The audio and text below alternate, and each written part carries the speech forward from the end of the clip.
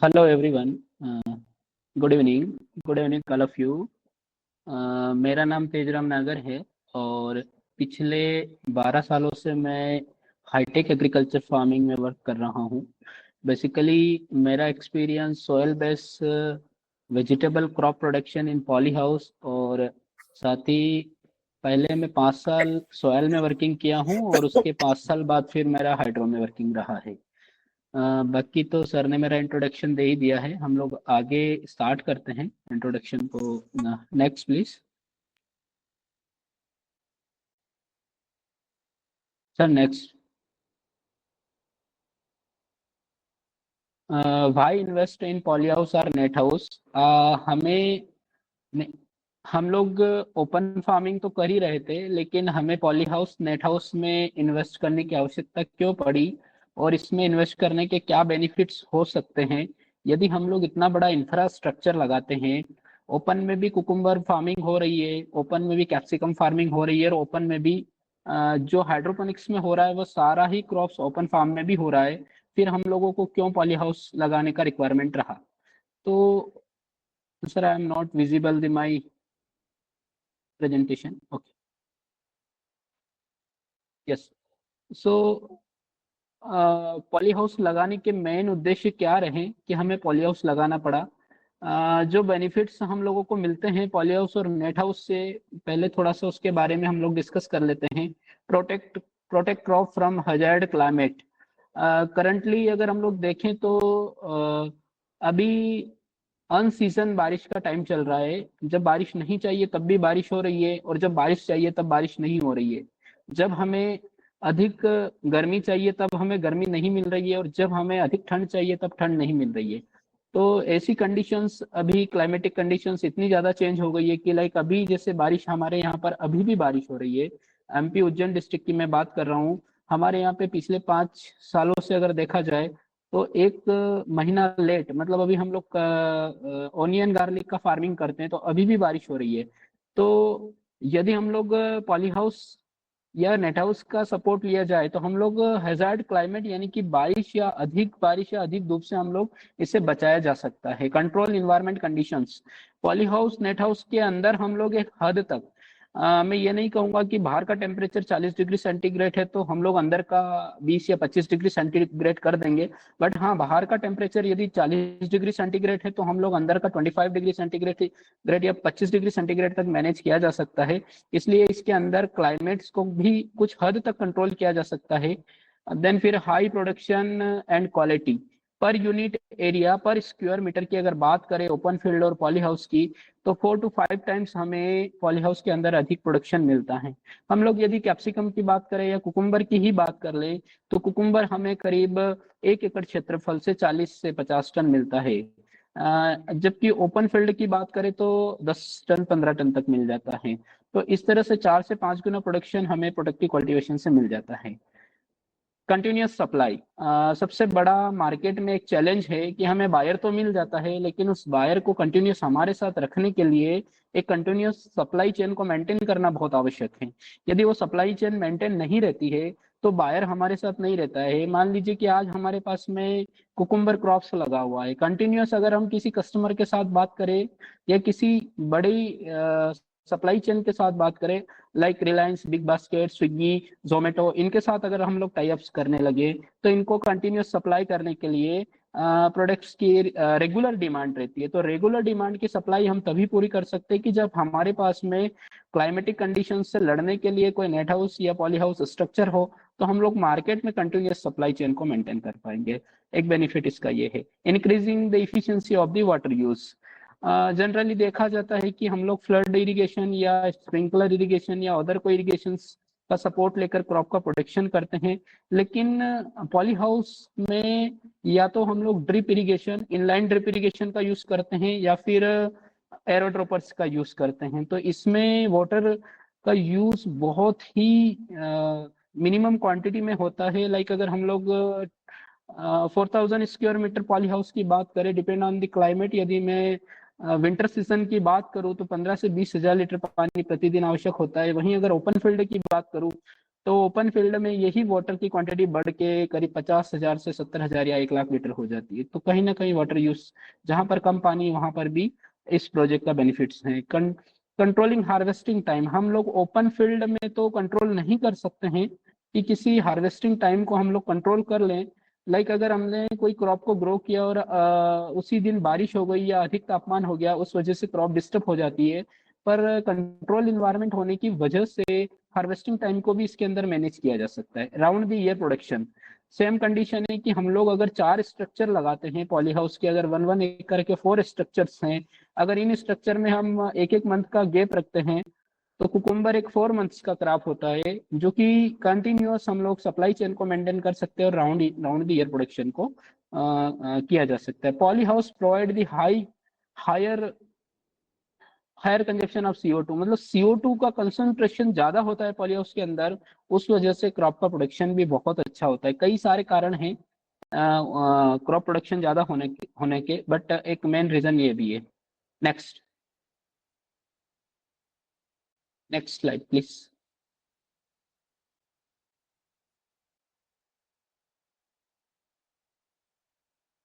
Polyhouse polyhouse basic types की हम लोग बात करें कि बेसिक टाइप्स कौन कौन से होते हैं पॉलीहाउस के। फर्स्ट, नेचुरल वेंटिलेटेड पॉलीहाउस, जिसे NVPH पॉलीहाउस कहा जाता है। NVPH पॉलीहाउस के अंदर साइड में एंटी इंसेक्ट नेट का यूज किया जाता है और अपर साइड में ACF air air circulation fan लगे होते हैं। इसमें टेम्परेचर और ह्यूमिडिटी को कंट्रोल करने के लिए फोगर्स का सपोर्ट लिया जाता है। साथ ही हाई टेम्परेचर या हाई सनलाइट को कंट्रोल करने के लिए अपर साइड लगे हुए स्लाइडिंग नेट को यूज किया जाता है। जब स्लाइडिंग नेट्स का यूज होता है तो इसमें सनलाइट्स को भी कंट्रोल किया जाता है। Next next please. First type first type हमारा natural ventilated poly house. Second, climate control poly house. Natural ventilated poly house में कोई एग्जॉस्ट वगैरह नहीं लगाए जाते हैं और एक हद तक उसके अंदर टेम्परेचर को कंट्रोल किया जाता है। जबकि देखा गया है कि गर्मी के टाइम में नेचुरल वेंटिलेटेड पॉली हाउस के अंदर बहुत हाई टेम्परेचर हो जाता है। उस कंडीशन में एयर सर्कुलेशन फैन का सपोर्ट लिया जाता है, जिससे कि अंदर हाई ह्यूमिडिटी होने की वजह से थोड़ा सा टेम्परेचर डाउन हो जाता है। नेक्स्ट हम लोग जिसकी बात कर रहे हैं वो है क्लाइमेटिक कंट्रोल पॉली हाउस, या इसे fan and paid poly house भी कहा जाता है। फैन पेड पॉली हाउस को हम लोग अगर बहुत सिंपल आसान शब्दों में समझे तो ये एक बहुत बड़ा कूलर होता है। इसके पीछे पैड लगे हुए होते हैं जिसके अंदर कंटिन्यूअस वाटर का फ्लो चलता रहता है। बिग साइज के फैन लगे हुए होते हैं जो कि फैन कंटिन्यूअस चलते रहते हैं, उस वजह से ये अंदर ठंडा होता है। Basically natural ventilated poly house का यूज वाइन क्रॉप्स को उगाने के लिए ज्यादा किया जाता है। Generally wine crops, colour capsicum, cherry tomato, brief tomato, cucumber, ये सारे क्रॉप्स नेचुरल वेंटिलेटेड में ज्यादा उगाए जाते हैं। देन फिर अगर हम लोग इसकी बात करें fan and paid poly house की, तो इसमें लीफी वेजिटेबल्स को ज्यादा ग्रो किया जाता है, क्योंकि नेचुरल वेंटिलेटेड और फैन पेड पॉली हाउस की कॉस्टिंग में बहुत ज्यादा डिफरेंस है। नेचुरल वेंटिलेटेड पॉली हाउस की कॉस्टिंग की अगर बात करें तो वो 1000 स्क्वायर मीटर पर 1000 स्क्वायर मीटर से उसको बन जाता है। पर वहीं अगर हम लोग इसकी बात करें अगर fan and paid poly house की, तो ये 2000 रुपीज पर स्क्वायर मीटर बनता है। पर नेचुरल वेंटिलेटेड पॉली हाउस के अंदर इतना क्लाइमेट को कंट्रोल नहीं किया जा सकता है। वहीं अगर हम लोग fan and paid poly house की बात करें तो fan and paid poly house के अंदर कहीं ना कहीं क्लाइमेट को अच्छे से कंट्रोल किया जा सकता है। बेसिकली देखा गया है, मैं खुद ही पिछले 7-8 सालों से काम कर रहा हूँ। बाहर का टेम्परेचर, जैसे गुजरात में अहमदाबाद लोकेशन की बात कर रहा हूँ, या मैं राजस्थान में भीलवाड़ा लोकेशन की बात कर रहा हूँ, तो आउटसाइड टेम्परेचर देखा गया कि 42 और इनसाइड टेम्परेचर 27 और 25, 27, 28। सो कहीं ना कहीं 10 से 12 डिग्री सेंटीग्रेड तापमान को इसके अंदर नियंत्रित किया जा सकता है। बेसिकली इस पॉलीहाउस के अंदर लीफी ग्रेन्स को उगाया जाता है। इस पॉलीहाउस में कंटिन्यूअस फैन चलते हैं, इलेक्ट्रिसिटी का काफी ज्यादा कंजप्शन होता है। तो इसके अंदर कोशिश ये की जाए कि जहां पर इलेक्ट्रिसिटी हमारी एग्रीकल्चरल इलेक्ट्रिसिटी अवेलेबल है वहाँ इसे प्लान करना ज़्यादा बेटर होगा, या जहाँ शहरों के नज़दीक हमारे कोई प्लॉट हैं वहाँ पे बनाकर शहर के नज़दीक हम लोग कंटिन्यूस लीफी वेजिटेबल का सप्लाई दे सकते हैं। Next please. Next,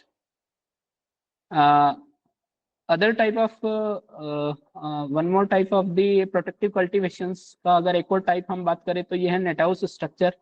net house दो तरह की नेट से बनता है, एंटी इंसेक्ट नेट और mono mono net. Anti insect net इसके साइडों में साइड से पूरा कवर होता है, और मोनो मोनो नेट से अपर साइड से कम्प्लीटली कवर्ड होता है। Net house two three types के होते हैं जनरली, फ्लैट नेट हाउस और dome shape net house. Dome shape net house की थोड़ी सी हाइट ज्यादा होती है एंड फ्लैट नेट हाउस की हाइट कम होती है। डोमशेप नेट हाउस करीब करीब 12 से 14 फीट का होता है, वहीं अगर फ्लैट नेट हाउस की बात करें तो ये 9 से 10 फीट का होता है। नेट हाउस स्ट्रक्चर पर गवर्नमेंट काफी अच्छा सब्सिडी देती है, 744 रुपए पर स्क्वायर मीटर के हिसाब से करीब 50% हमें सब्सिडी मिल जाती है। साथ ही नेट हाउस लगाने का कॉस्टिंग काफी कम है। यदि हम लोग बात करें कि 1 एकड़ नेट हाउस की बात करें, 1 एकड़ नेट हाउस हमें लगाना है तो तकरीबन इसकी कॉस्टिंग जाएगी 20 लाख रुपए, जिसमें गवर्नमेंट की जो सब्सिडी अप्रोक्सीमेटली 14 से 15 लाख रुपए हो जाती है।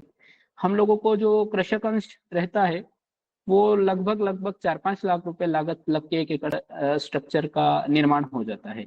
और इस स्ट्रक्चर के अंदर हम लोग कलर कैप्सिकम, टोमेटो, कुकुम्बर, ये सारे क्रॉप्स ग्रो कर सकते हैं।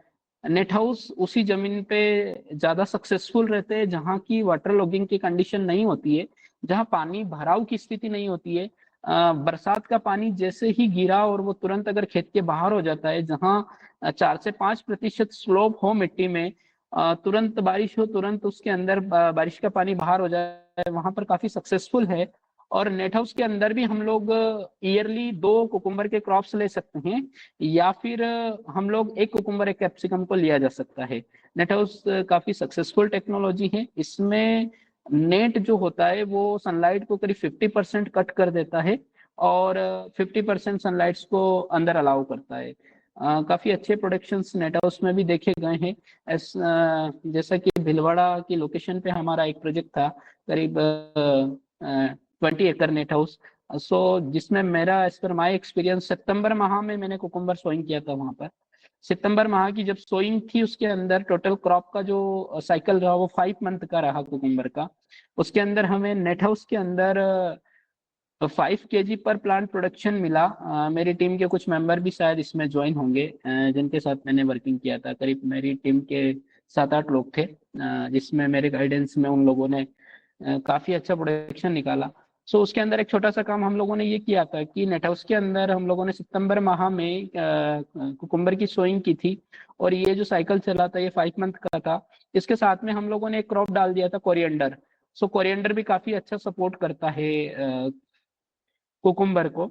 और करीब 3 से 4 एकड़ में काफी अच्छा कोरिएंडर का भी प्रोडक्शन रहा और कुकुम्बर का बेस्ट प्रोडक्शन रहा। नेक्स्ट,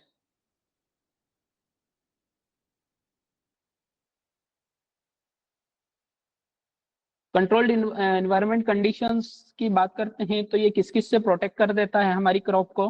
अभी सारे स्ट्रक्चर के बारे में हम लोगों ने एक इंट्रोडक्शन समझा। Natural ventilated polyhouse, finite pad polyhouse and another one more polyhouse, net house जिसे कहते हैं, ये तीनों टाइप्स ऑफ दी प्रोटेक्टिव कल्टीवेशंस हैं। हमारे इंडिया में अभी रिटेक्टेबल रूफटॉप ग्रीन हाउस जिसे क्रेवो स्ट्रक्चर कहते हैं, ये कनाडियन टेक्नोलॉजी है। कनाडा में इसको विकसित किया गया है और ये मिनिमम 1 हेक्टेयर के प्रोजेक्ट प्लान होते हैं, जो कि open plus protective cultivation. With in 5 minute में पूरा ओपन फार्मिंग हो जाता है, विद इन 5 मिनट में पूरा प्रोटेक्टिव कल्टीवेशन हो जाता है।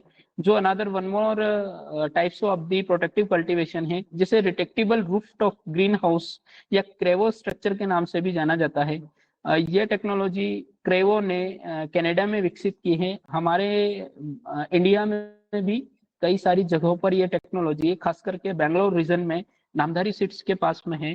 देन अगर देखा जाए तो ट्रायंगल फार्म्स के पास में भी ये बड़ी टेक्नोलॉजी है। करीब 3 से 4 हेक्टेयर पॉली हाउस क्रेवो स्ट्रक्चर में है। सो ये एक और types of the protective cultivation होता है। बात करें कि प्रोटेक्टिव कल्टीवेशन में क्रॉप को क्या सपोर्ट मिलता है, एक तो रेन से प्रोटेक्शन मिल जाती है। रेन बिल्कुल भी नहीं आती है अगर हम लोग पॉली हाउस की बात करें तो।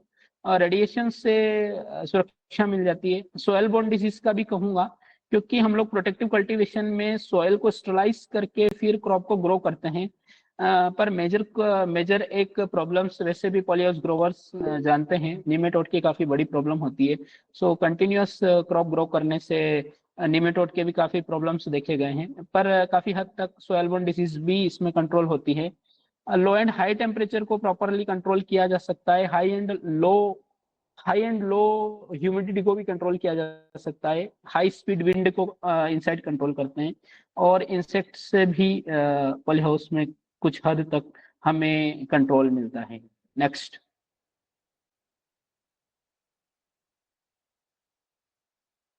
What is hydroponics? हाइड्रोपोनिक्स क्या है? बेसिकली ये सारा डिस्कशन पिछले सेशन में भी हो चुका है, बट मैं ज़्यादा इसको ब्रॉडली ना बता के बहुत सिंपल शब्दों में इसको बताना चाहूँगा। What is hydroponics? Hydro hydro is a Latin word. Hydro means water, ponos means labour. So working with the water, जब हम लोग पानी के साथ कार्य करते हैं, working with the water, so इसे हाइड्रोपोनिक्स कहा जाता है। अगर हाइड्रोपोनिक्स को मैं बिल्कुल भी नई टेक्नोलॉजी नहीं कहूँगा, क्योंकि हाइड्रोपोनिक्स काफ़ी पहले से इंडिया में इंट्रोड्यूस हो चुका है। बेबीलियन ने लगभग 1939 में ही हाइड्रोपोनिक्स में क्रॉप को ग्रो कर लिया था। पर उस टाइम टेक्नोलॉजी इतनी पॉपुलर नहीं हो पाई थी। अभी के दशक में 7 8 10 साल में हाइड्रोपोनिक्स का चलन इंडिया में बहुत ज्यादा हुआ है। इसलिए अभी इसके ऊपर बहुत ज्यादा सब लोगों का फोकस गया है। Simply it is the art of the growing plant without soil, the major role of the soil to provide the best support and nutrients to the plants. Basically देखा जाए तो सॉयल में अगर हम लोग प्लांट्स को ग्रो करते हैं, तो सॉयल का मेन जो फंक्शन होता है वो होता है प्लांट सॉयल को एक तो सपोर्ट प्रोवाइड करती है, सपोर्ट टू प्लांट, और न्यूट्रिएंट्स को प्रोवाइड करती है। सो प्लांट की जड़ें सॉयल के अंदर पेनिट्रेट होकर वहां से न्यूट्रिएंट को अपटेक करती हैं। सेम कंडीशंस अगर हाइड्रोपोनिक्स में देखी जाए तो हाइड्रोपोनिक्स में न्यूट्रिएंट्स को या तो ए एंड बी टैंक्स में घोल के फसल को प्रोवाइड किया जा सकता है, या न्यूट्रिएंट फिल्म टेक्निक के माध्यम से पीवीसी पाइप में उसे रन करके प्लांट्स को प्रोवाइड किया जाता है। Growing plants in cocopeat water nutrient solutions, ये कुछ टाइप है हाइड्रोपोनिक्स के, हम लोग इसको देख लेते हैं। ग्रोइंग मीडिया, बेसिकली जैसे देखा जाए तो अभी भी हम लोग हाइड्रोपोनिक्स तकनीक से जो हमारी वेजिटेबल की डेली जो सप्लाई हो रही है, वो एक बहुत बड़ा पार्ट मैं नहीं कहूँगा, क्योंकि पिछले 12 साल से मैं इस फील्ड में काम कर रहा हूँ और मुझे हर प्रोजेक्ट के बारे में ऑलमोस्ट पता है। इसलिए मैं कहूँगा कि हाइड्रोपोनिक्स का 0.5% भी सप्लाई नहीं है हमारी वेजिटेबल्स में। बहुत एक छोटा पार्ट है जहाँ पर इसकी सप्लाई है। बाकी सारा जो वेजिटेबल्स प्रोडक्शन होके आ रहा है वो सॉयल से ही आ रहा है। इसलिए मैं हाइड्रो को उतना नहीं कहूँगा कि हाइड्रो ही करना चाहिए, सॉयल नहीं। हाइड्रो एज ए टेक्नोलॉजी वहाँ के लिए यूजफुल है जहाँ की मिट्टी खराब है, या जहाँ पर पथरीली मिट्टी है और किसी को क्रॉप ग्रो करना है, या जहाँ पर मिट्टी की अवेबिलिटी बिल्कुल भी नहीं है, वहां पर अगर क्रॉप्स को ग्रो करना है तो उसके लिए वरदान साबित हो सकती है हाइड्रोपोनिक टेक्नोलॉजी। बाकी सारा हमारे भारत में जितना भी आज वेजिटेबल्स और फ्रूट्स आ रहा है वो मिट्टी से ही आ रहा है। हाइड्रो का पार्ट बहुत कम है। 0.5% तो मैंने बहुत ज्यादा आंकड़ा बताया है, इससे भी कम आंकड़े वेजिटेबल्स के हाइड्रो में कंट्रीब्यूट है। ग्रोइंग मीडिया की अगर बात करें कि हाइड्रोपोनिक्स में किन किन ग्रोइंग मीडिया को यूज किया जाता है, अगर ग्रोइंग मीडिया उसे कहते हैं जिसमें फसल को उगाते हैं, इसे ग्रोइंग मीडिया कहते हैं। सो ग्रोइंग मीडिया में बेसिकली अगर हम लोग सॉलिड मीडिया की बात करें तो सॉलिड मीडिया में कोकोपिट है। 95% फसलें हमारे इंडिया में कोकोपिट में ग्रो हो रही है। सबसे ज्यादा कोकोपिट ही यूज होता है बेसिकली अगर ग्रोइंग मीडिया की बात करें सॉइललेस में तो। Next slide please.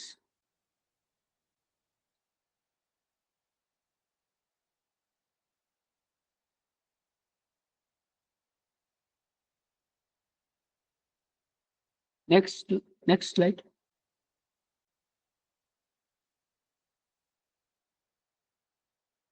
Sir, next, please. Next slide. Pavan sir. Okay, next one is sir. Next. Okay. Plants need to grow. एक हम लोग बात करें कि प्लांट्स को ग्रो करने के लिए किन किन कंपोनेंट्स का रिक्वायरमेंट होता है। Plants are living beings and have a basic needs for survive. So first हमें अगर प्लांट्स को ग्रो करना है तो सनलाइट का रिक्वायरमेंट होगा। ये सनलाइट या फिर अगर हाइड्रोपोनिक्स में बात करें तो आर्टिफिशियल लाइट का रिक्वायरमेंट होगा। Sunlight, soil and support. मैंने यहाँ पर सोयल और सपोर्ट दो लिखा हुआ है।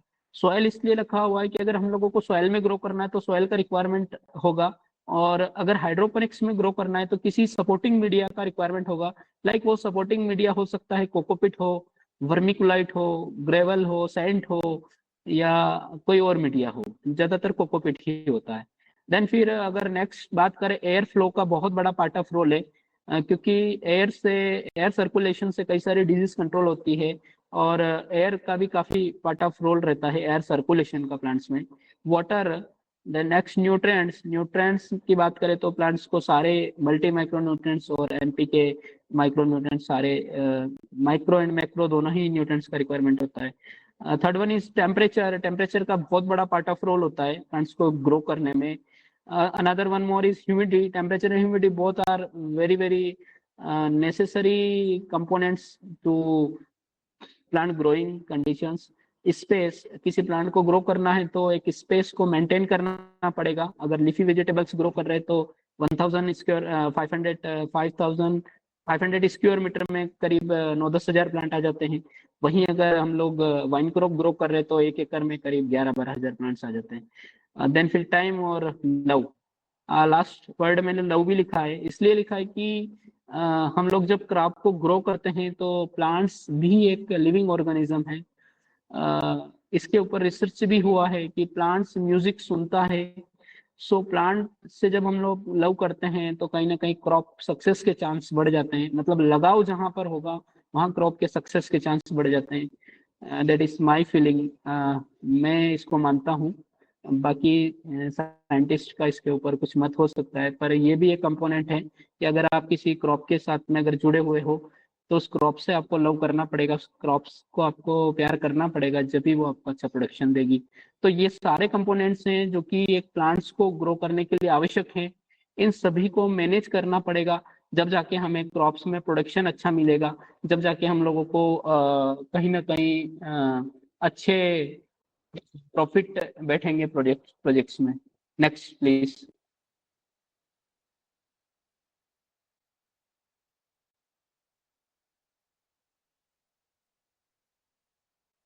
Crop suitable for the hydroponics farming in India. अगर मैं हाइड्रोपोनिक्स फार्मिंग की बात करूं और हमारे भारत में जो फसलें उगाई जा रही है, कई सारे क्रॉप्स, वैसे तो ओवरऑल वर्ल्ड में बहुत सारे ऐसे क्रॉप्स हैं जो हाइड्रोपोनिक्स में ग्रो कर रहे हैं, पर वही क्रॉप्स हाइड्रोपोनिक्स में ज़्यादा सक्सेस होते हैं।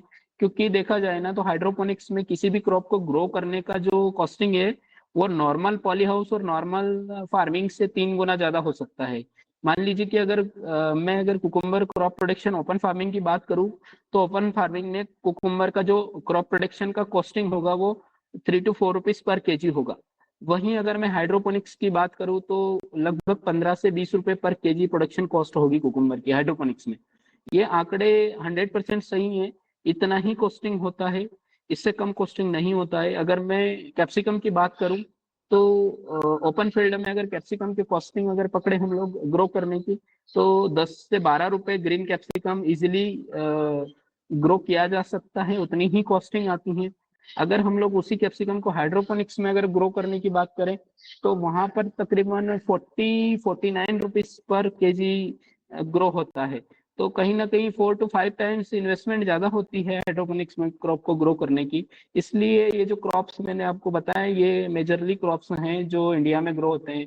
लेटेस में 3-4 टाइप्स के लेटेस हमारे इंडिया में ग्रो करते हैं जिनका मार्केट डिमांड अच्छा है। जैसे कि बटर हेड का बहुत अच्छा मार्केट डिमांड है, बटर हेड हमेशा शॉर्टेज में होता है, बाकी लेटेस भी मार्केट में सेल होते हैं। देन फिर नेक्स्ट क्रॉप है kale. Another one more crops है pak choi, Swiss chard, basil, thyme, romaine, फिर अगर मैं वाइन क्रॉप की बात करूँ तो मेजर क्रॉप जो ग्रो हो रही है वो अभी कुकुम्बर और कैप्सिकम है।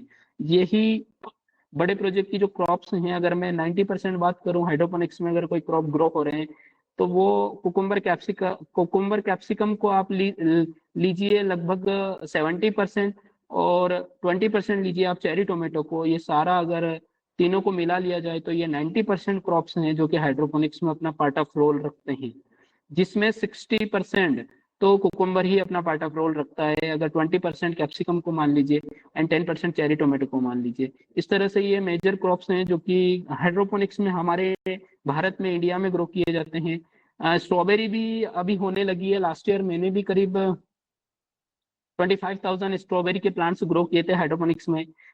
स्ट्रॉबेरी का मेजर प्रॉब्लम है कि इसमें एक तो पॉलिनेशन का एक मेजर प्रॉब्लम है, उस वजह से फ्रूट का साइज थोड़ा सा छोटा बनता है। पर हम लोगों ने जो वैरायटी ली थी वो कैलिफोर्निया से इंपोर्टेड थे प्लांट्स, सो वैरायटी अच्छी होने के कारण वो अच्छा परफॉर्मेंस दिया उसने। स्नैकी पेपर, जैसा कि स्नैकी पेपर मेट्रो सिटीज में काफी लाइक किए जाते हैं। ये काफी छोटे आकार के कुकुम्बर होते हैं, करीब 2.5-3 इंच के कुकुम्बर होते हैं, इन्हें स्नेकी पेपर कहते हैं। ब्रोकोली को भी कुछ प्रोजेक्ट्स में ग्रो किया जाता है हाइड्रोपोनिक्स में। सो ये मेजर क्रॉप्स हैं जिनको इंडिया में, भारत में ग्रो किया जा रहा है हाइड्रोपोनिक्स में, हाइड्रोपोनिक्स टेक्नोलॉजी में। और ये जो एक ब्यूटीफुल एक इमेज आप देख रहे हो, ये मेरी ही वर्किंग का है। ये कलर कैप्सिकम है जिसको हम लोगों ने ग्रो किया था, करीब 1 साल पुरानी इमेज होगी। Next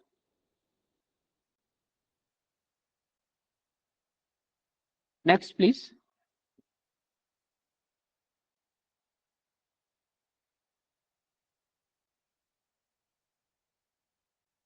sir, previous one please, previous one, previous. Okay, okay. Advantage of the next. Okay.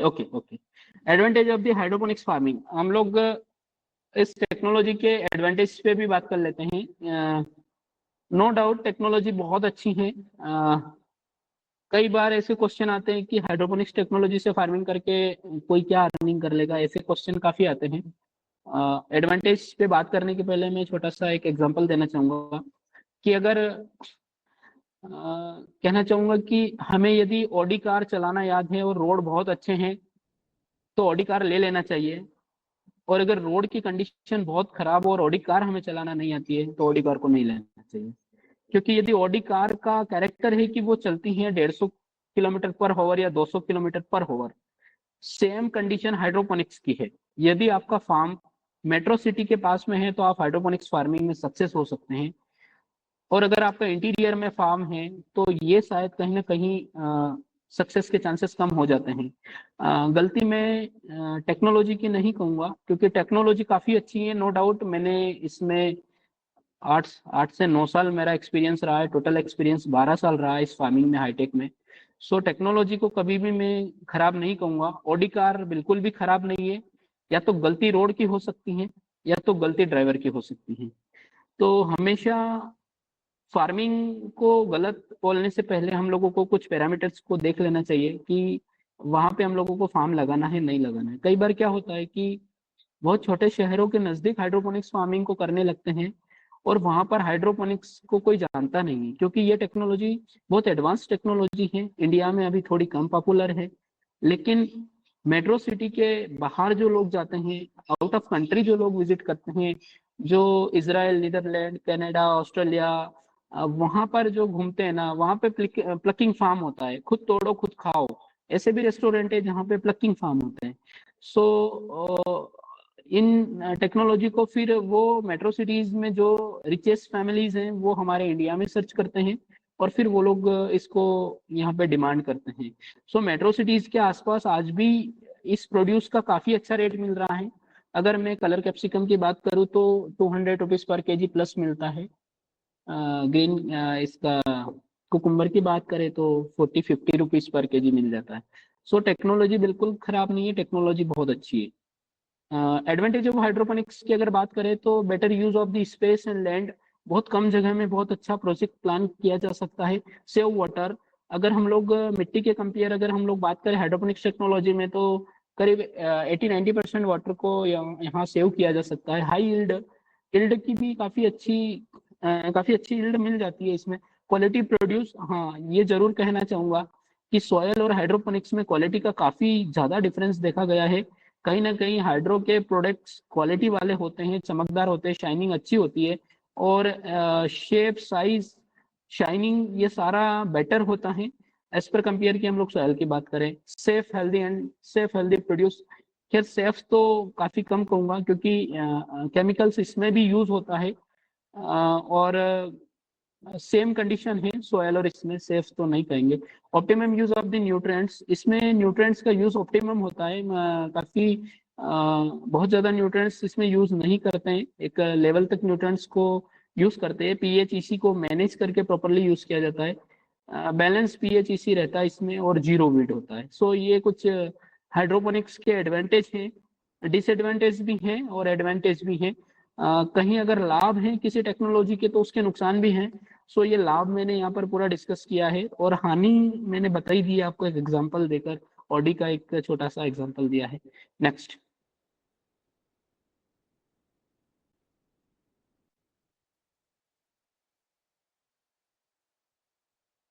The present hydroponics farming system can be classified as following. अभी वर्तमान समय में जो हमारे इंडिया में हाइड्रोपोनिक्स फार्मिंग चल रही है, वो 3-4 टाइप्स के हाइड्रोपोनिक्स हम लोग फॉलो कर रहे हैं। देखा जाए तो टाइप ऑफ हाइड्रोपोनिक्स बहुत है, करीब करीब टाइप्स ऑफ हाइड्रोपोनिक्स की बात करेंगे तो काफी बड़ा सेशन हो जाएगा, लेकिन जो मेजर हमारे इंडिया में यूज हो रहे हैं उन्हीं टाइप्स को हम लोग यूज करेंगे। अगर हम लोग टाइप्स में अगर लिक्विड हाइड्रोपोनिक्स की बात करें, लिक्विड हाइड्रोपोनिक्स का मतलब ये है कि इसके अंदर लिक्विड मीडिया होता है यानी न्यूट्रिएंट सॉल्यूशंस होता है। इसे लिक्विड हाइड्रोपोनिक इसलिए कहते हैं क्योंकि पूरा जो सॉल्यूशन होता है वो कहीं ना कहीं पानी में घोलकर जड़ों को पोषक तत्व प्रदान किए जाते हैं। इस सिस्टम, इस टेक्नोलॉजी या इस टाइप्स में 2 टाइप्स हमारे इंडिया में ज्यादा काम कर रहा है।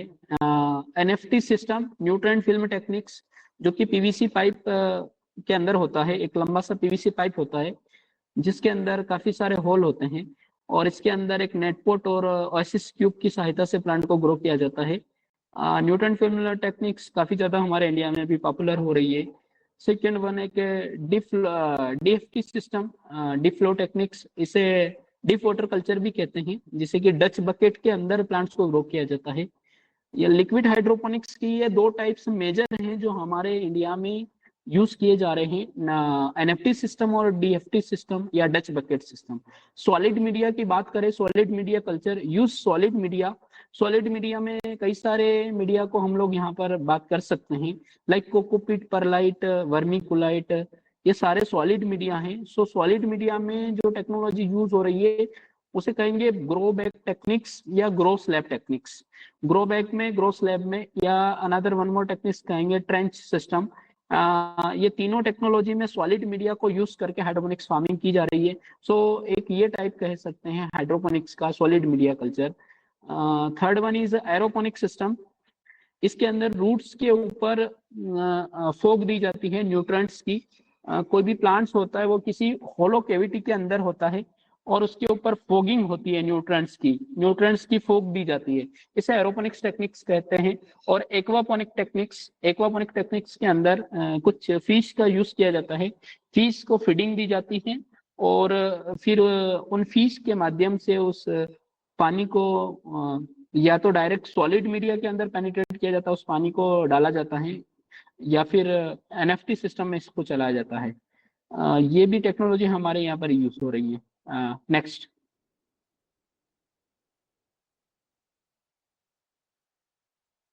ये एनएफटी सिस्टम की कुछ फोटो हैं, न्यूटन फिल्म टेक्निक्स। इसमें एक टेबल होती है, टेबल के ऊपर लिमिटेड कुछ एनएफटी चैनल्स को रखा जाता है। इन चैनल्स के अंदर होल होते हैं और इनके अंदर प्लांट्स को ग्रो किया जाता है। ये एनएफटी टेक्निक्स हैं, इसके अंदर एक तरफ से पानी को फ्लो किया जाता है, दूसरी तरफ से पानी को आउट किया जाता है। नेक्स्ट।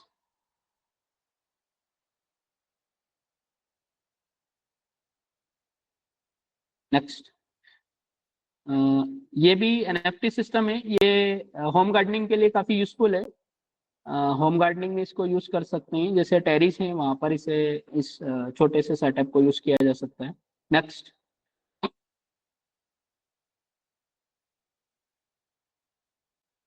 ग्रो बैग टेक्निक्स हैं, इसमें बेसिकली जो वाइन क्रॉप होते हैं, जो बेल वाली सब्जियां, जो बड़े क्रॉप्स होते हैं, जैसे cherry tomato, beefsteak tomato, cucumber, mini cucumber, snacky pepper, jalapeno, seedless cucumber, then फिर आपका ये capsicum, colour capsicum, green, yellow, red और ऑरेंज, ये सारे कैप्सिकम्स इसके अंदर ग्रो किए जाते हैं। और चेरी टोमेटोज ग्रो किए जाते हैं। हैलिपिनो जो पिज्जा के ऊपर टॉपिंग होती है, वो भी क्रॉप इसमें ग्रो की जाती है। सो ये एक ग्रो बैग टेक्नोलॉजी है, जिसके अंदर ड्रिप सिस्टम के माध्यम से एरोड्रॉपर के थ्रू पानी को डिलीवर किया जाता है प्लांट्स को। और पूरा प्लांट्स के अंदर जो पानी का रिक्वायरमेंट होता है, अकॉर्डिंगली प्लांट की हाइट के हिसाब से इसके अंदर प्लांट्स को पानी या न्यूट्रिएंट्स प्रोवाइड किया जाता है। नेक्स्ट।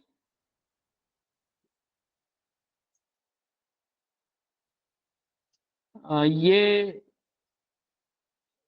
ग्रो स्लैब टेक्नोलॉजी है।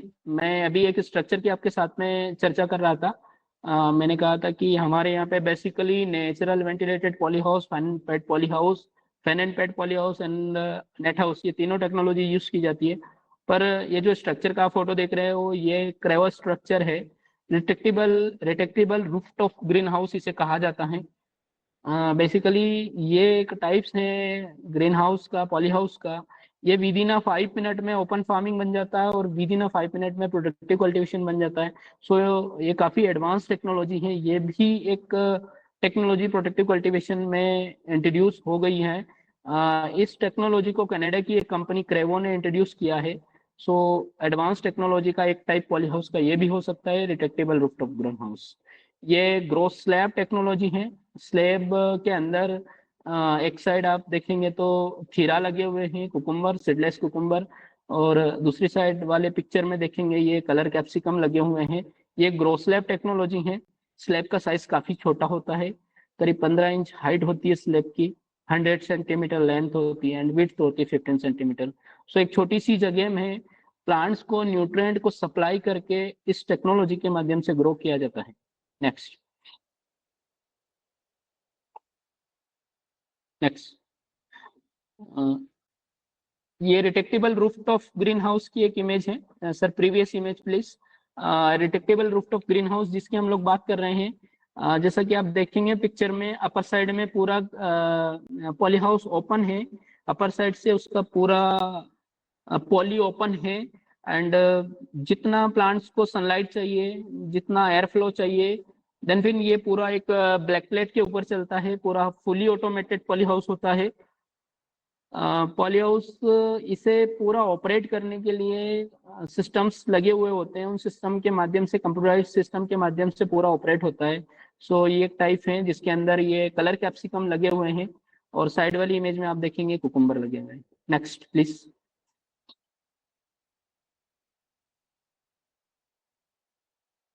ये ट्रेंच सिस्टम है। ट्रेंच सिस्टम, ये ट्रेंच का जो विड्थ होता है, ट्रेंच की जो चौड़ाई होती है, तकरीबन क्रॉप के ऊपर डिपेंड करता है, करीब 60 से 90 सेंटीमीटर के बीच में, 60 से 90 सेंटीमीटर के बीच में ट्रेंच का विड्थ होता है। और लेंथ डिपेंड करता है कि हमारा स्ट्रक्चर का साइज क्या है। सो ट्रेंच का डेप्थ होता है तकरीबन 20-25 सेंटीमीटर। ट्रेंच का विड्थ होता है 65 से 90 सेंटीमीटर। और विड्थ एंड लेंथ डिपेंड करेगा कि हमारे पॉलीहाउस का साइज क्या है। ये एक ट्रेंच है, ये तकरीबन 48 फीट का ट्रेंच था, जिससे कि हम लोगों ने करीब 800 केजी कुकुम्बर इसमें पर ट्रेंच को प्रोडक्शन लिया था। ये वैरायटी जो आप देख रहे हैं, ये पूसा पार्थेनोकार्पी कुकुम्बर है, जो कि पूसा से हमें सीड्स की अवेलेबिलिटी हुई थी। Next please.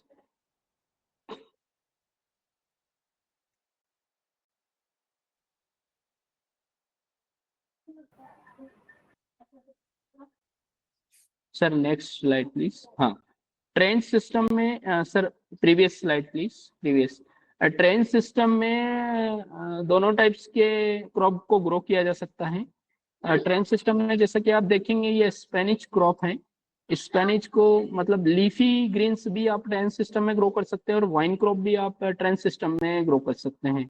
सो ये ट्रेंच सिस्टम है जिसमें लीफी वेजिटेबल्स स्पेनिश को ग्रो कर रखा है।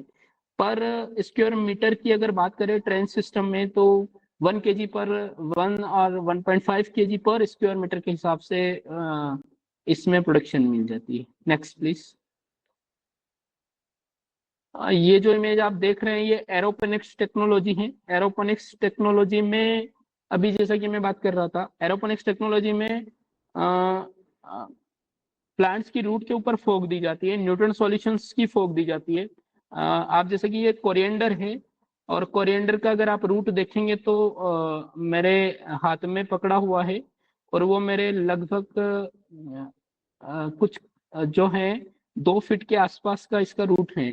सो टोटल जो कुछ फोटोज हैं मेरे पास में वो लगभग 3.5 से 4 फीट तक के भी रूट्स इसमें हम लोगों ने डेवलप कर दिए थे कि रूट डेवलपमेंट का कोई बड़ा पार्ट ऑफ रोल नहीं रहेगा, पर देखने में बिल्कुल एक जादू लगता है कि क्या प्लांट्स भी इतना बड़ा रूट्स ग्रो कर सकता है। सो ये एरोपोनिक टेक्नोलॉजी का एक एग्जांपल है, एरोपोनिक्स टेक्नोलॉजी का एक उदाहरण है। और एरोपोनिक्स टेक्नोलॉजी एक साइंस है जिसके अंदर की इस तरह से रूट के ऊपर फोक देके और प्लांट्स को ग्रो किया जाता है। खास करके इसमें पोटैटो सीड प्रोडक्शन को ज़्यादा अभी कमर्शियलाइज हुआ है, क्योंकि इसमें disease free paste free potato का प्रोडक्शन करना और फार्मर को सप्लाई देना नेसेसरी होता है। सो जैन इरिगेशन इसमें अभी पोटैटो फार्मिंग एरोपोनिक्स टेक्नोलॉजी में ज़्यादा बेटर कर रहे हैं। बाकी एरोपोनिक्स टेक्नोलॉजी जस्ट ये ट्रायल थे, ट्रायल के अंदर हम लोगों ने करीब 20+ क्रॉप को ग्रो किया था एरोपोनिक्स में। ओवरऑल वेजिटेबल्स को मैंने एरोपोनिक्स में ग्रो किया है। Tomato, colour capsicum, cherry tomato, overall leafy vegetables सारा ही एरोपोनिक्स में भी ग्रो कर चुका हूँ। सो ये कुछ फोटोज है जो मैंने आपको शेयर की हैं। Next. How to start hydroponics बात करते हैं कि हाइड्रोपोनिक को कैसे स्टार्ट करना चाहिए। कई बार बिना सोचे समझे हम लोग हाइड्रोपोनिक को शुरू कर देते हैं, पर हाइड्रोपोनिक्स टेक्नोलॉजी बहुत एडवांस है, इसे पहले समझना बहुत आवश्यक है, देन फिर इसको शुरू करना आवश्यक है। सो फर्स्ट जब भी हम लोग कोई प्रोजेक्ट प्लान करें हाइड्रोपोनिक्स में तो बेसिक एक ट्रेनिंग जरूर लें, हाइड्रोपोनिक्स का एक ट्रेनिंग जरूर लें। 4 to 5 डेज के ट्रेनिंग्स होने लगे हैं इंडिया में। सो पहला अगर आप ट्रेनिंग ले लेंगे तो उसमें पता चल जाएगा कि कौन से क्रॉप ग्रो करना है और इन क्रॉप्स की क्या प्रॉफिट है, क्या लॉस है, क्रॉप कल्टीवेशन की क्या कॉस्टिंग है, पर केजी वेजिटेबल प्रोडक्शन के क्या कॉस्ट है, ये सारे आंकड़े आपको मिल जाएंगे। क्रॉप प्लान करने के पहले वाटर पीएचईसी टेस्टिंग ये बहुत इंपॉर्टेंट फैक्टर है। जब भी आप कोई भी प्रोटेक्टिव कल्टीवेशन का प्रोजेक्ट प्लान करें तो फर्स्ट पानी का और वाटर की टेस्टिंग जरूर करवाई, पानी और मिट्टी का परीक्षण जरूर करवाई, क्योंकि पार्ट ऑफ रोल बहुत बड़ा होता है पानी का। आरओ के पानी से नो डाउट आप फार्मिंग कर लेंगे, लेकिन आरओ का पानी काफी कॉस्टली पड़ता है। आरओ के पानी की कॉस्टिंग इस प्रोजेक्ट में लगभग 30 पैसा पर लीटर हो जाती है और प्रति एकड़ हमें अगर बात करें कि 1 एकड़ में लगभग 20,000 लीटर पानी की आवश्यकता होती है, तो आरओ का पानी शायद देकर हम लोग उससे प्रॉफिट नहीं निकाल सकते हैं। इसलिए वाटर टेस्टिंग नेसेसरी है। पानी का पीएच इसी जरूर चेक करवाए बिफोर प्रोजेक्ट लगाने के पहले। क्रॉप एग्रोनॉमी को जरूर समझे, सस्टेनेबल सिस्टम को अपनाए, क्लाइमेट का एनालिसिस करें, ऑप्टिमम साइज ऑफ प्रोजेक्ट। बहुत छोटा प्रोजेक्ट अगर आपने लगा लिया तो उसको मार्केट तक भेजने में वेजिटेबल्स की कॉस्टिंग इतनी ज्यादा आ जाएगी कि वो प्रोजेक्ट वाइबल नहीं हो पाएगा। इसलिए ऑप्टिमम साइज का प्रोजेक्ट, एक प्रोजेक्ट का साइज ऐसा रखे कि उसमें एक एटलीस्ट मंडी तक अगर कोई वेजिटेबल्स जाए तो वो उसका ट्रांसपोर्टिंग हमें पूरा एक फिजिबल रहे। Selection of the crop accordingly market, आपकी मार्केट के अनुसार ही क्रॉप का सिलेक्शन करें। मालूम पड़े आपके मार्केट में ग्रीन कैप्सिकम को लाइक किया जा रहा है और हम लोगों ने फ्रूटी पेपर और कुकुम्बर को ग्रो किया है, तो वो फिजिबल नहीं हो पाएगा, क्योंकि demand on the market, supply उसी पे डिपेंड करती है। तो मार्केट का एक छोटा सा एनालिसिस करें। सो ये सारे हाइड्रोपोनिक को स्टार्ट करने के पहले कुछ पॉइंट्स हैं, इनको फॉलो करना चाहिए। Next please.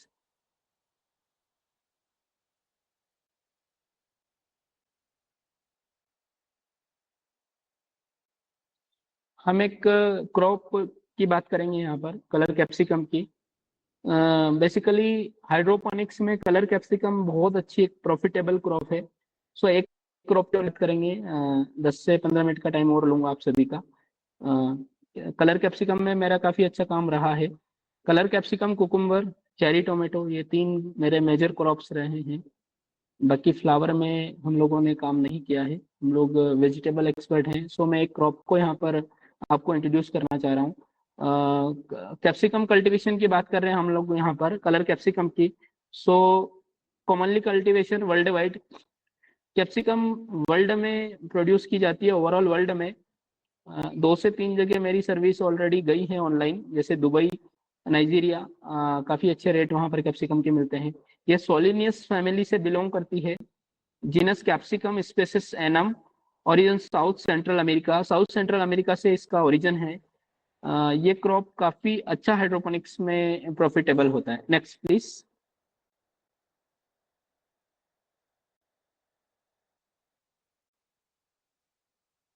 हम लोग टेम्परेचर ह्यूमिडिटी की बात करें कि कैप्सिकम को ग्रो करने के लिए, अगर मैं डे टेम्परेचर की बात करूं तो 25 से 35 डिग्री सेंटीग्रेड तक तापमान पर कैप्सिकम का प्रोडक्शन अच्छा होता है। और नाइट टेम्परेचर की बात करूं तो 18 to 20 degree centigrade night temperature best होता है कैप्सिकम की कल्टीवेशन के लिए। ह्यूमिडिटी की बात करूं तो 60 से 65%। लाइट रिक्वायरमेंट्स की अगर बात करें तो 50,000 से 70,000 लक्स का रिक्वायरमेंट होता है। सो डे टेम्परेचर 25 से 35, night temperature 18 to 20 degree centigrade, humidity 60-65% and light का जो इंटेंसिटी या रिक्वायरमेंट्स होता है लक्स में, वो 50,000 से 70,000 तक इसको रिक्वायरमेंट होता है। Next please. Infrastructure use for the capsicum production. किन किन इंफ्रास्ट्रक्चर में कैप्सिकम को ग्रो किया जा सकता है?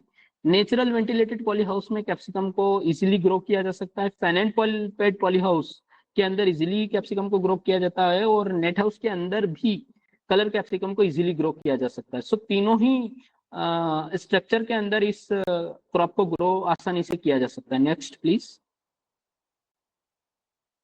वैरायटी की बात करें तो मार्केट में काफ़ी ज़्यादा वैरायटीज आ गई हैं। हम लोग कुछ अच्छी वैरायटीज की बात करेंगे, मेजर वैरायटीज की। यहाँ पर अगर मैं युक्सेल की बात करूँ तो रेहाना और अब्राहिम करके 2 वैरायटीज आती हैं युक्सेल में। अगर मैं रिजवान सीड्स की बात करूँ, वर्ल्ड वाइड काफ़ी अच्छे सीड्स इस ग्रुप ने, इस कंपनी ने प्रोवाइड कराए हैं। सो इंस्पिरेशन, बचाटा 35 160, ये सारी वेराइटीज कैप्सिकम की काफ़ी पॉपुलर हैं, जो कि पॉली हाउस, नेट हाउस के अंदर ग्रो की जाती है। Next please. Seed germination and temperature की बात करें, क्योंकि कैप्सिकम ग्रो करने के पहले इसको सीडलिंग ट्रे में इसकी सीडलिंग्स को, सीड्स को ग्रो करके सीडलिंग को प्रिपेयर किया जा सकता है। सो सीडलिंग जर्मिनेशन के लिए अगर टेम्परेचर ह्यूमिडिटी की बात करें तो सीडलिंग के लिए 22 से 25 डिग्री सेंटीग्रेड टेम्परेचर का रिक्वायरमेंट होता है। 70 से 80% ह्यूमिडिटी का रिक्वायरमेंट होता है सीडलिंग प्रोडक्शन के, सीडलिंग को बनाते टाइम। Next please.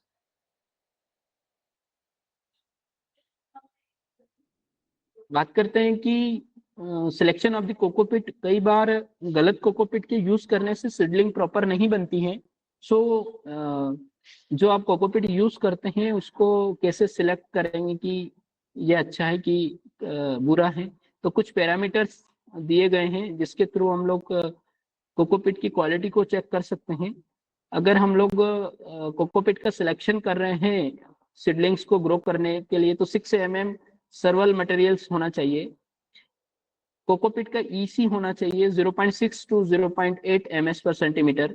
इससे ज़्यादा ईसी अगर हुआ तो सीड जर्मिनेशन में और कैप्सिकम की सीडलिंग बनने में काफ़ी प्रॉब्लम्स होते हैं। कोकोपिट का पीएच चेक कर लेना चाहिए। कोकोपिट का पीएच 6 टू 7.5 के बीच होना चाहिए। EC and pH both are very important factors, जो कि प्लांट्स को, प्लांट की ग्रोथ को, प्लांट की जर्मिनेशन को बहुत ज़्यादा अफेक्ट करते हैं। Good structure of volumes. Cocopeat जैसे ही हम लोग पानी में डालते हैं तो अच्छे से फैल जाना चाहिए। बेसिक क्वालिटी का हम लोग कोकोपिट यूज करें। ब्रिक का अगर वेट, अगर उसके वेट की बात करें तो लगभग 4 से 5 किलो का ब्रिक आता है, उसका यूज कर लेना चाहिए। नेक्स्ट। सीडलिंग ट्रे की बात करें, selection of the seedling trace.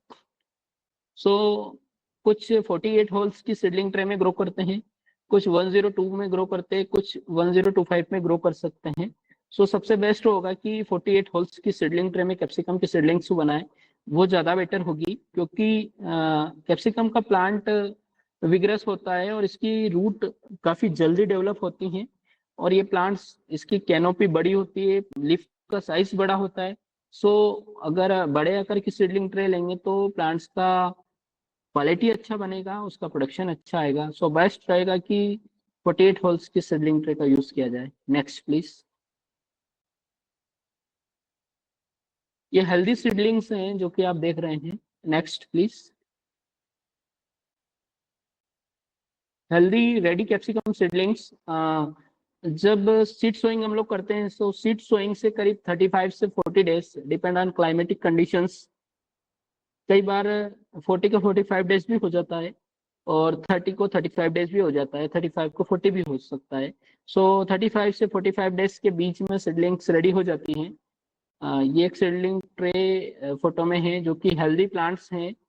Healthy seedlings का कैरेक्टरिस्टिक देखें तो उसकी रूट वाइट रूट होना चाहिए, लीफ बिल्कुल लाइट, बिल्कुल ग्रीन होना चाहिए, डार्क ग्रीन, और प्लांट्स डिजीज फ्री होना चाहिए, पेस्ट फ्री होना चाहिए, इंसेक्ट फ्री होना चाहिए।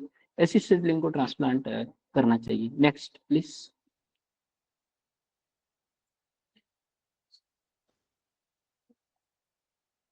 Characteristic of the healthy seedlings, क्योंकि क्रॉप प्रोडक्शन का कार्य यहीं से शुरू होना है, सो स्टार्ट हमारा यहीं से होता है, इसलिए सीडलिंग्स, हेल्दी सीडलिंग के क्या कैरेक्टरिस्टिक्स होना चाहिए इस पे थोड़ी सी बात की जाए। स्ट्रॉन्ग स्टम, मान लीजिए अगर सीडलिंग है कैप्सिकम की और अगर उसे हम लोग इस तरह से मारें तो स्टम्स मुड़ना नहीं चाहिए, मतलब स्टम हेल्दी होना चाहिए, स्टम स्ट्रॉन्ग होना चाहिए। So strong stem first, healthy seedling का character. Second, uniform height, undulating height नहीं होना चाहिए। मान लीजिए कि कोई प्लांट्स आपका 10 सेंटीमीटर है, कोई प्लांट्स आपका 12 सेंटीमीटर है, कोई प्लांट्स आपका 15 सेंटीमीटर है। सो ये अनबैलेंस न्यूट्रेंट के सारे कैरेक्टर हैं। सो यूनिफॉर्म हाइट्स होना चाहिए सीडलिंग की। प्रोफ्यूज रूट डेवलपमेंट अच्छा, जैसा कि आप साइड में देख रहे हैं इस फोटो में, इस चित्र में, बिल्कुल वाइट रूट होना चाहिए और well developed root root zone होना चाहिए। वाइट रूट होना चाहिए कलर में। Root root must be vigorous, बिल्कुल आज हम लोगों ने जैसे सीडलिंग को ट्रांसप्लांट किया, विद इन 2 डेज में नए रूट्स, हेयर निकलना चाहिए रूट से, free from free from pest and disease, कोई पेस्ट और डिजीज से अटैक नहीं होना चाहिए सीडलिंग पे।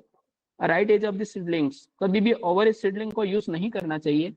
राइट एज वाली सीडलिंग्स ही हमेशा प्रॉपर प्रोडक्शन देती है और प्रॉपर क्रॉप मेंटेन रहती है, और उससे अच्छी हमें आमदनी होती है, यील्ड मिलती है। Next please. ट्रांसप्लांटिंग की बात कर रहे हैं हम लोग यहाँ पर। ग्रोसलैब टेक्नोलॉजी है जिसके अंदर कैप्सिकम को ट्रांसप्लांट करते हुए मेरा ये चित्र है। The right time of the transplanting from 4 to 7 PM। अगर बहुत ज्यादा धूप है तो 4 से 7 बजे के बीच में ट्रांसप्लांटिंग करें, ताकि पूरे रात भर में टेम्परेचर डाउन होता है, ठंडा टेम्परेचर होता है, उस वजह से प्लांट पूरा डेवलप हो जाए। सो राइट टाइम, अगर हम लोग गर्मी में अगर कहीं अगर कुछ ट्रांसप्लांटिंग कर रहे हैं तो थोड़ा सा 4 to 5 के पास में अगर ऐसे ट्रांसप्लांट करेंगे तो ज़्यादा बेटर होगा। ट्रांसप्लांटिंग ऑफ द एज 35 से 40 डेज के बीच की सीडलिंग को ट्रांसप्लांट करना चाहिए। Special care taken of the roots, जब हम लोग ट्रांसप्लांटिंग कर रहे हैं तो रूट का प्रॉपर ध्यान रखें, जड़ क्षेत्र को बिल्कुल प्रभावित ना होने दे, उसका केयरिंग करके ही उसे ट्रांसप्लांट करें। 3 से 4 3 to 4 plants are each grow slab. Next. Okay, इसमें हम लोग थोड़ा सा कैप्सिकम कल्टीवेशन की बात कर लेते हैं। प्लांट टू प्लांट डिस्टेंस 30 से 35 सेंटीमीटर होता है। ग्रोस ग्रोस स्लैब टेक्नोलॉजी की यहाँ बात कर रहे हैं। Plant to plant distance 30 to 35 centimetre. Row to row distance 25 to 35 centimetre. इसमें जो बिटवीन दोनों रो के बीच का जो पथवे है वो 90 सेंटीमीटर। टोटल प्लांट्स इन 1 एकड़ 11,000 से 12,000 के बीच होता है हाइड्रोपोनिक्स में। Next please. Cocopeat, cocopeat and water pH इसी। कोकोपिट का जो पीएच होना चाहिए, जो right cocopeat time, sorry, transplanting के टाइम में, बिफोर ट्रांसप्लांटिंग हमें कोकोपिट की पीएच इसी को चेक करना चाहिए। पीएच 6 to 6.5 के बीच होना चाहिए। इसी 0.5 से 0.6 एमएस पर सेंटीमीटर के बीच होना चाहिए। वाटर पीएच इसी की बात करें तो पीएच 6.5 से 7 के बीच हो तो ज़्यादा बेटर है। वाटर इसी की बात करें तो 0.3 से 0.4 के बीच हो तो बेटर है, अदरवाइज आरओ का यूज़ करना पड़ेगा। देखा गया है कि 0.4 से भी ज़्यादा अगर है, 0.5 0.6 तक भी अगर पानी है तब भी कुकुम्बर कैप्सिकम को ग्रो किया जा सकता है। लास्ट जो ईसी मेरा रहा है वो लगभग 0.8 से 1 के बीच भी ईसी रहा है राजस्थान में कुछ प्रोजेक्ट में, जहां सक्सेसफुल क्रॉप को ग्रो किया गया है। नेक्स्ट।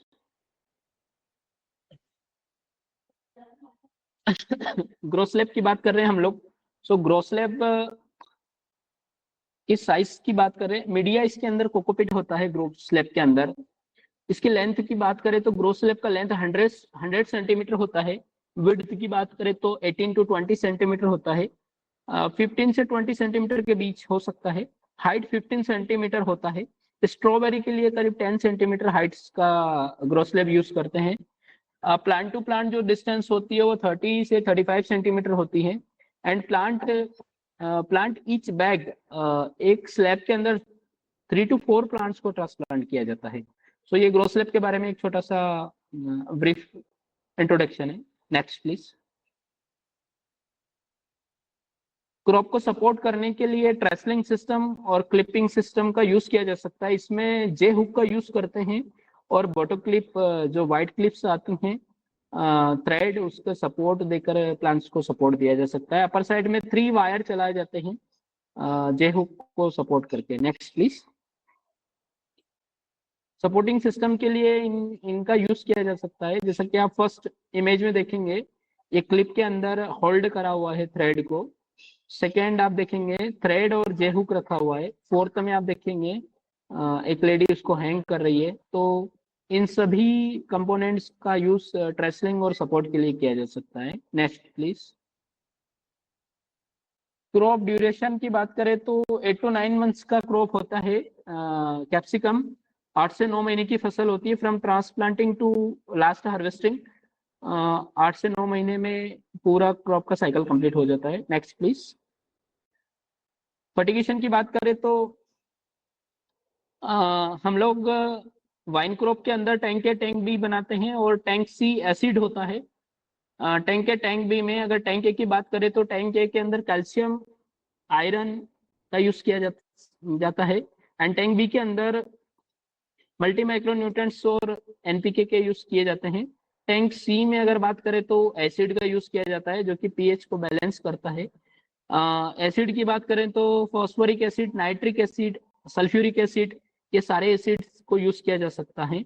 इन एसिड्स का यूज करके एक फर्टिगेशन के माध्यम से पूरा फर्टिगेशन क्रॉप को प्रोवाइड किया जाता है। Next please. एक फर्टिगेशन सिस्टम है जिसके अंदर सारे टैंक वगैरह और ऑटो सिस्टम लगा हुआ है। फर्टिगेशन सिस्टम, फर्टिगेशन मशीन है, इसके माध्यम से प्लांट्स को, क्रॉप को फर्टिगेशन प्रोवाइड किया जाता है। देखा जाए कि प्लांट का जब हाइट छोटा होता है तो उसे पर प्लांट 200 ml वाटर डिलीवर किया जाता है। जब प्लांट का हाइट बढ़ता है उसको 300 ml, देन फिर इंक्रीज करते जाते हैं। इस तरह से 200 ml से जर्नी शुरू होके 1 लीटर 1.5 लीटर तक पर प्लांट को वाटर इस irrigation system, advance irrigation system के माध्यम से दिया जाता है। पर प्लांट की कैलकुलेशन की जाती है इनटू करके पूरा वाटर और पूरा विथ पीएच और इसी को मैनेज करके टैंक ए टैंक बी के माध्यम से न्यूट्रिएंट्स को लेकर इस मशीन के माध्यम से प्लांट्स को डिलीवर किया जा सकता है। Next please. ये कुछ क्रॉप्स हैं जो हम लोगों ने ग्रो किए हैं। ये कलर कैप्सिकम है ग्रो स्लैब टेक्नोलॉजी के अंदर। Next please. ये भी कलर कैप्सिकम है ग्रो स्लैब टेक्नोलॉजी के अंदर। Next please. नेट हाउस के अंदर आप देखेंगे ये कैप्सिकम क्रॉप है। Next. Colour capsicum net house के अंदर। Next please. नेट हाउस के अंदर कलर कैप्सिकम। नेक्स्ट। इस तरह से ये आप क्वालिटी प्रोड्यूस हाइड्रोपोनिक्स के अंदर मिल जाता है, एक अच्छी क्वालिटी मेंटेन होती है। और एक आप देखेंगे क्रॉप का हाइट भी तकरीबन 8 से 9 फीट है। सो ये हाइड्रोपोनिक्स के एडवांटेज हैं, कुछ एडवांटेज भी है और कुछ डिसएडवांटेज भी हैं। सो क्वालिटी प्रोड्यूस मिलता ही है अगर प्रॉपर पीएच, ईसी और न्यूट्रिएंट को मैनेज किया जाए। तो ये सारे फोटोज जो मैंने आपको दिखाए ये सारे वर्किंग के रहे हैं। Next please.